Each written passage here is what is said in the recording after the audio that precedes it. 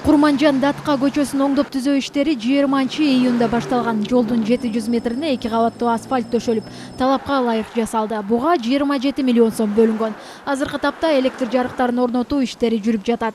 Азыр жол абдан жакшы болду, мурдага карагандачы. Мурда жолдор деген аябай көп ямалар болчу, азыр жакшы, аябай жакшы жасады. Мурда встречныйлар көп, айдачы менен встречный жолго чыгып алып. Азыр знактар коюлду.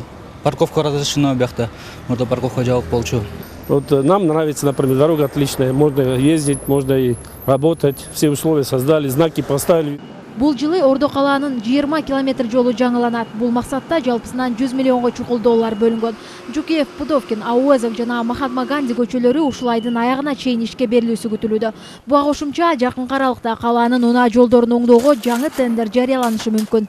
Капиталдык оңдоодон өтүп жаткан жолдордон тышкары Ордо калаада дагы 29 көчө реконструкцияланат. Алар мындай борбордук көчөлөрдө эмес, Бишкектин булуң бурчунда жайгашкан жолдор болот. Каржылоо болсо Кытай тараптан келген гранттын эсебинде жүргүзүлөт. Жолдордун оңдолушу жаңы конуштарда да жүрүп жатат. Ала Тоо жана Ак Бата конуштарындагы 5 километр жол асфальтталып бүттү. Бул жылы шаар четинде жайгашкан жолдордун дагы 4 километрин жаңылоо пландалып жатат. Быйылда баштай турган жолдорубуз бул Гагарина көчөсүнүн уландуусу Ак Өрдө жыл массивинде. Анын тышкары Гөлмөдө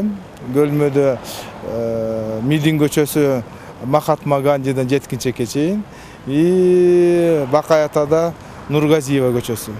Бул арада айдоочулар оңдоп түзөөдөн өткөн жолдордун сапатына нааразы. Алар мисал катары Донецк көчөсүн алып, эски тас кейпин кийип калганын айтат. Жолдун эме качествосуна жараша болот да. Дагы бир дополнительный время жасаса ошонусу жакшы болмок эле.